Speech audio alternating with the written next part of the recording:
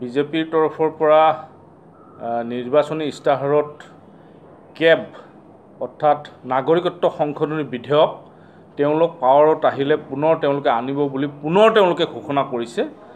আমি সদৌ অসম ছাত্ৰ সন্থাই এই কথাটোক নিন্দা কৰিছোঁ আৰু অসমৰ জনসাধাৰণ আৰু উত্তৰ পূৰ্বাঞ্চলৰ জনসাধাৰণৰ যিটো সেন্টিমেন্ট সেই সেন্টিমেন্টটোক তেওঁলোকে সম্পূৰ্ণ উলাই কৰি পেলাই তেওঁলোকে মেনিফেষ্টত এই ইস্যুটো পুনৰ তেওঁলোকে জোৰদাৰভাৱে তেওঁলোকে আনিছে। এতিয়া অসমৰ জনসাধাৰণ আৰু উত্তৰ পূৰ্বাঞ্চলৰ জনসাধাৰণৰ এই দলটোক উচিত শিক্ষা দিয়াৰ সময় সমাগত। আমি সদৌ অসম ছাত্ৰ সন্থাই আমি ইতিমধ্যে কৈছোঁ যে অসমৰ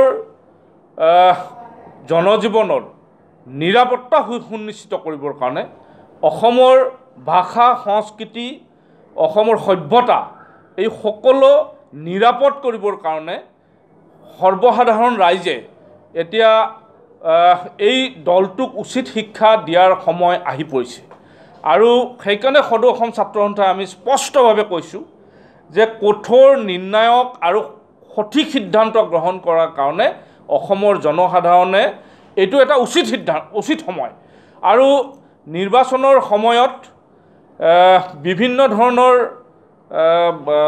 বেলেগ ধৰণৰ কাৰসাজিৰে জনসাধাৰণক বিপথে পৰিচালিত কৰি পেলাই ৰাজনৈতিক দলটোৱে ভোট কালেকশ্যনৰ কাৰণে কিছুমান কৌশল অৱলম্বন কৰিছে।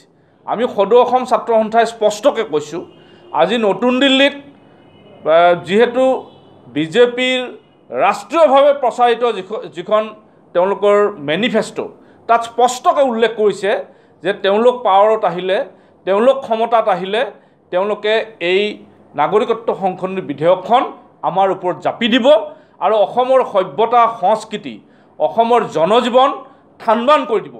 সম্পূৰ্ণ ধৰ্মনিৰপেক্ষ অসমৰ জনসাধাৰণক তেওঁলোকে হিন্দু মুছলমানৰ নামত ভাগ কৰিব। সংগ্ৰাম অব্যাহত ৰাখিম।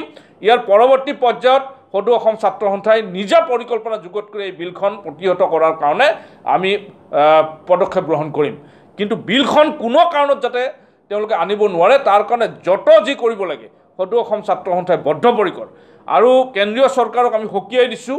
তেওঁলোকে যিহেতু নিৰ্বাচনী ইস্যু হিচাপত এইটো আনিছে ইস্তাহাৰত এই কথাটো প্ৰকাশ কৰিছে এতিয়া অসমৰ জনসাধাৰণে সময় সমাগত তেওঁলোকে উচিত শিক্ষা দিয়াৰ সময় সমাগত।